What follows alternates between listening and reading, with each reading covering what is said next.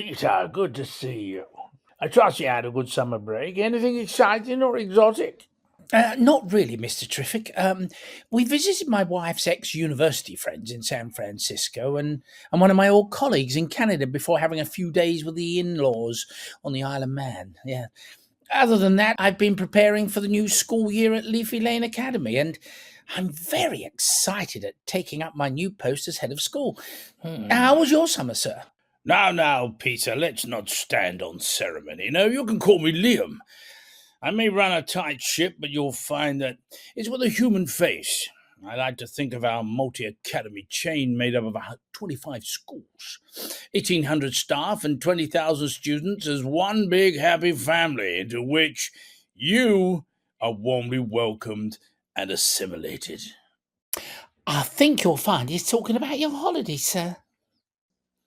Oh, you're asking about my summer. Well, Mrs. Triffick and I decided to keep it low-key and relaxing, so we spent the whole time at our Tuscany farm, and had various friends and relatives come out to join us. I found the cruise and shark fishing in Barbados last year a little much.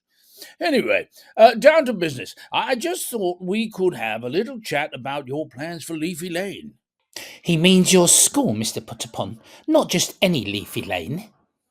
I gather you received all the information telling you how to organise the staff and curriculum and what colour schemes your displays need to be, etc. Yeah. Oh, and the vending machine. Yeah, and catering contracts you need to stick to. Yeah. Yes. Yes, Liam. All that was very informative, and it's nice to know that I have a good backup from the top. Yes, we're with you 24/7. Well, you don't want to waste time on things like school kitchen matters when you've other fish to fry, so to speak. Sir is talking metaphorically here. Well, the meals are cheap and cheerful, and at least it means we can have a fast throughput so that the pupils don't get a chance to mess about in the dining halls. Anyway, I digress. Above and beyond what I need you to do, what plans do you have for the school this coming year? Well, as you know, Leafy Lane is an outstanding school according to the last Ofsted inspection.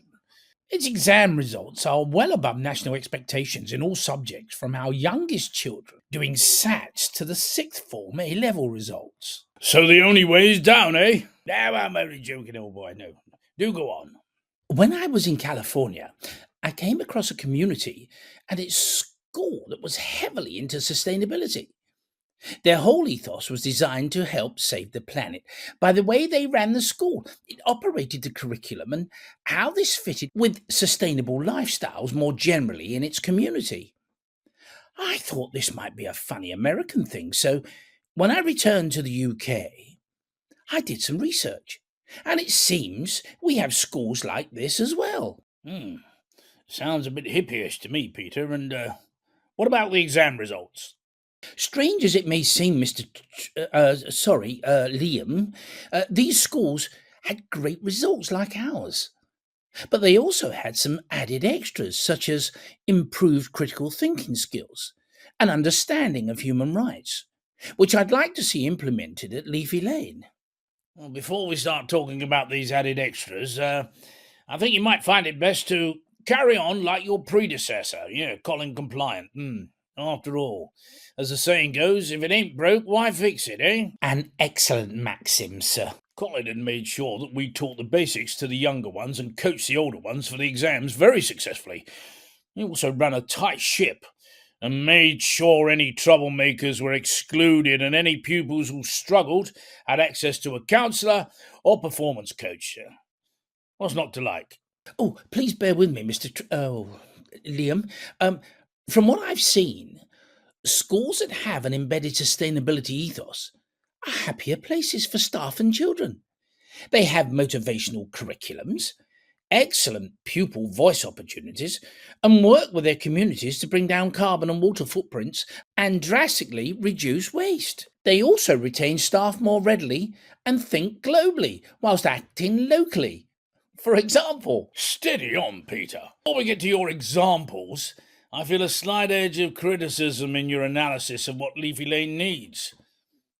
May I point out to you that Leafy Lane is part of a bigger academy picture? We always need the bigger picture.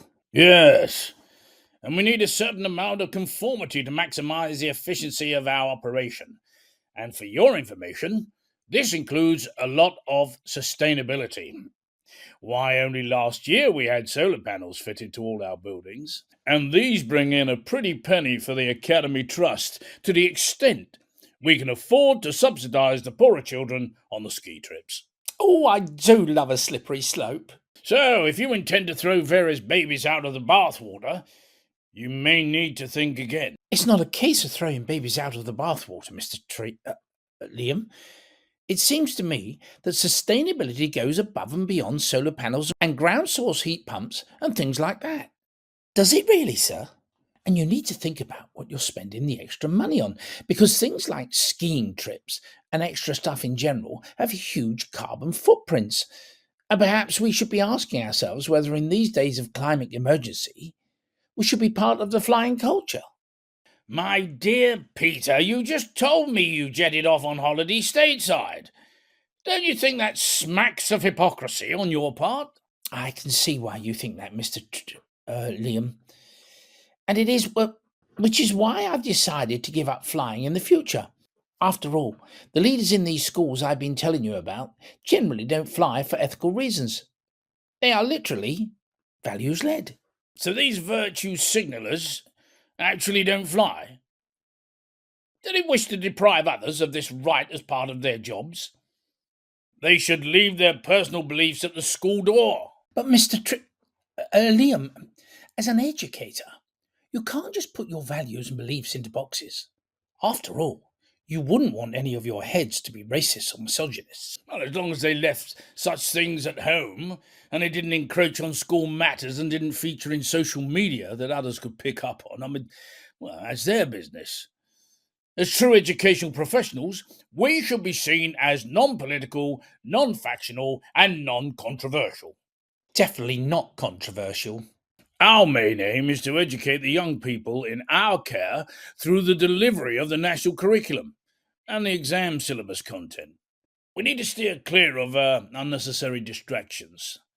That way leads to anarchy and madness. Anarchy and madness as well. Just madness. We should not inculcate young minds with things that may cause them distress or lead them astray. Haven't you read about the detrimental effects of climate anxiety? I'm sure this is made worse by the so-called progressive teachers banging on about climate change too much. Just leave it to the appropriate geography and science schemes of work, that's what I say. But surely, Liam, we can't ignore the climate emergency and the desire of young people to do something about it. It's these sustainable schools I've been telling you about. They do lots of practical things to address it, involving all the pupils. This helps to alleviate the anxiety because pupils feel good about being part of the solution. What can a mere school do to address this sort of issue? I certainly had no trucks with the pupil strikes a couple of years ago. Gave a lot of them unauthorised absences. Serves them right. We need to wait for the boffins to come up with something. Mirrors in space or some such thing, you know. In the meantime, we need to get on with teaching the pupils useful things. Yet, that will help them get into university and to keep our economy growing. Without increased GDP, the UK will be dead in the water. But Liam, we can't just have more GDP growth on a finite planet. It just doesn't make sense. Having read around this subject and talked to these leaders for sustainability, it's more sensible to prepare young people for a very uncertain future by equipping them with skills such as critical thinking and show them the new green job possibilities. Not too critical, I hope, sir. They also need to know more about the science of the natural world and ways of experiencing it and appreciating it through the arts. They also need a more relevant and motivational curriculum which encourages them to think globally and act locally. Peter, have you joined some sort of cult? If we at Traditional Academy Trust operated like this, the trustees and parents would be up in arms. With respect, Liam, I think you'll find that most parents, if not trustees, would be thoroughly supportive of TAT embedding sustainability. It could become a real feature of our operations. The young people could have more agency and help us to run things along sustainable lines. Sounds a bit dangerous, sir. Sort of the lunatics taking over the asylum. For example, one school I looked at made sure they procured free trade things, switched their bank and insurance companies to those that didn't invest in fossil fuels, and took over their own catering so they could source local food, cook it on the premises, and make dining a pleasure rather than a production line process. Production lines are efficient, sir. They even went back to china plates and played classical music in the background. All this was instigated by the school council, and the school ran with it. The curriculum was revamped to include all this and more, making it more experiential and motivational. Well, Peter, you seem to be very inspired by all this sustainability malarkey, and I do take it that you'll try out some of this stuff in the coming year at Leafy Lane, eh? Yes, sir. Liam, can I have your seal of approval? Well, I found this conversation very enlightening, Mr. Put-upon, and I'll give it some thought, and I'll get back to you as soon as possible, yes. Thanks, Liam. I'm so relieved that you're taking all this seriously. I was worried you'd dismiss it out of hand. Oh, wouldn't it be great to mainstream sustainability across TAT? Well, goodbye, Mr. Put-upon. Goodbye, Liam, and thanks. Mary, has Mr. Put-upon signed his contract with us yet? No, Mr. Triffick. I was just about to email it to him. Well, don't, Mary. I'm afraid we're going to have to rethink all this. Please contact the supply agency and ask if they can give us an interim head for Leafy Lane while we look to make an alternative permanent appointment. Oh, good call, sir. Well, I fear that our family cannot accommodate Mr. Put-upon. It appears he's had his head turned by the lunatic fringe, and after that, please book my vintage Bugatti in for a service. The scene is set at Leafy Lane Academy, an all-through school covering nursery to 6th form. The staff from the primary department are meeting to discuss their progress on introducing more sustainability into their curriculum. It's being chaired by the teacher responsible for the school's Sustainability and Climate Change Action Plan. His name is Cyril Greening, and he is in his 2nd year of teaching, his main subject being PE taught mainly in the upper part of the school. The assembled teachers include the head of school, Mandy Token, newly appointed by the Traditional Academy Trust, TAT, following the departure of Colin Compliant and the abortive appointment of Peter Put-upon. See episode 1.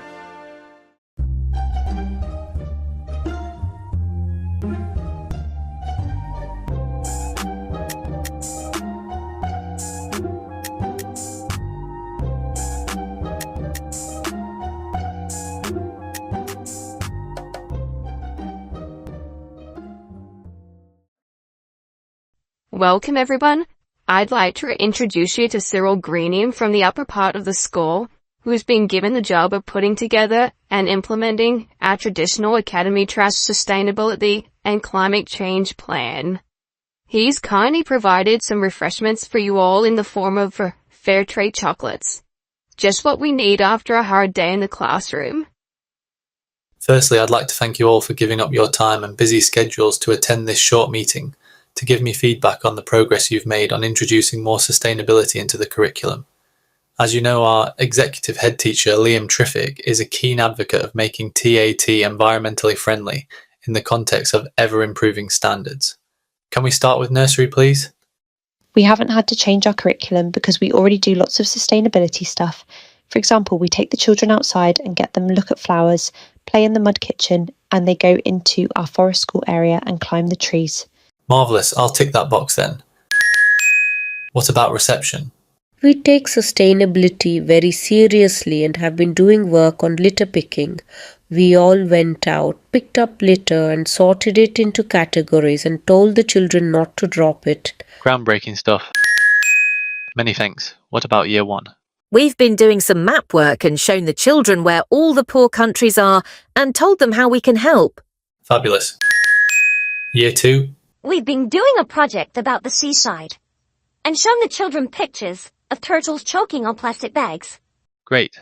As a matter of interest, did you take the children to the actual seaside? No, we thought it'll demand ice cream and get filthy. But we did show them lots of videos of Bournemouth. Fair enough. What about year 3? We decided to push the boat out and do a topic about the Arctic regions. This was really motivational for the children, especially the bit when we made iceberg-shaped meringues. Ooh, how creative. Well done. Year 4? We decided to let the children design a windmill using yogurt pots. They used pots from their household rubbish, so this showed them how to repurpose something and also how windmills worked. Brilliant. Did you do this in the context of learning about renewable energy? Didn't have time, unfortunately. Only had an hour on a Friday afternoon. No worries, it's the thought that counts. Year 5? We haven't managed to do anything due to staffing problems, but, we hope to do something about it next year. Yes, we live in challenging times. I hear lots of staff are off with stress. I'll put your tick on hold. What about year 6? We had lots of SATs practice, so there wasn't much scope for anything else this year. We might do a second-hand clothing sale before the end of the summer term. Yes, we have to be pragmatic when it comes to test preparation. Take some photos of the sale for me if you can for my special Sustainability and Climate Change folder. I'll give you a tick in lieu. Anyway, thank you everyone. It seems that we're more or less on track and my tick sheet on our Sustainability and Climate Change plan is looking healthy. What you've been doing is on top of a TAT installing solar panels, planting a strip of wild meadow at each school and making sure all drinking bottles are recycled. I think we should all be proud of our Sustainable School Academy Trust, helping all our pupils to be responsible citizens of the future. Thank you, Cyril. Now, before you all go, please make sure that you give me the list of problem children who need to be shipped off on a short notice field trip. Yeah, because as you know, we are expecting an Ofsted inspection at any time now.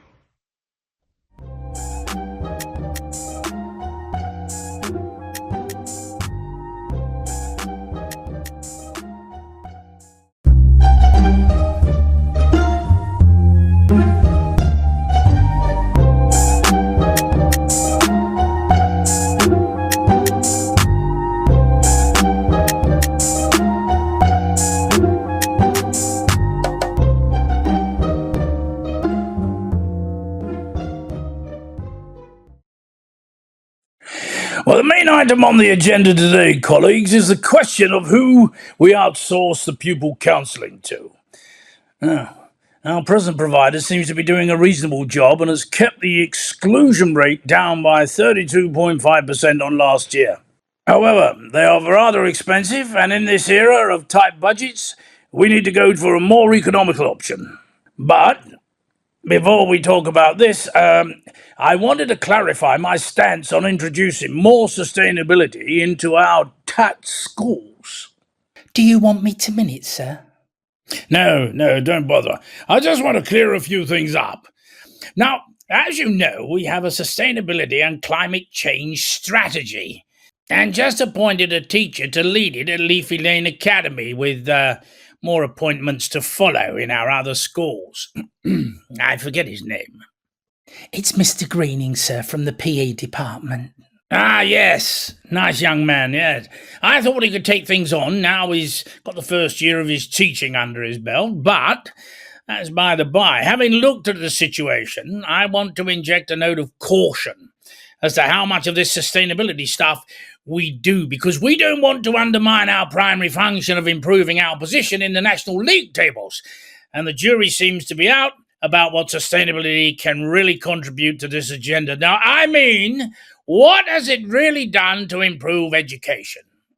I heard that it greatly helps to enrich the curriculum, especially through using the United Nations Sustainable Development Goals. Pupil well-being seems to improve, especially through pupil voice and connection with nature. Yes, well, I can see there are a few curriculum snippets worth pursuing, and people always like to muck about in the woods, but sustainability really hasn't done anything for education overall. It reduces energy and waste, and pupils can learn from all this. Of course, reducing energy and waste goes without saying, yes. It improves biodiversity in the school grounds. Pupils can learn how to grow their own food and add to local food procured for the school kitchen. Schools can adopt the Right Respecting Schools scheme, which improves citizenship and empathy for others. Staff tend to be happier in schools with embedded sustainability. They're nicer places, and staff don't get stressed so readily and are retained for longer. Pupils have more agency and do practical things to help the planet, which reduce climate anxiety. School leaders deploy joined-up ecological systems thinking rather than looking for silver bullet solutions. They appreciate the need to act due to being values-led. Okay. Sustainability can enrich the curriculum, improve well-being, reduce energy and waste, improve biodiversity, encourage local food growing, promote human rights, make staff happier, and increase pupil agency. But what has it really done for education? Nothing. Now, let's move on to the agenda proper.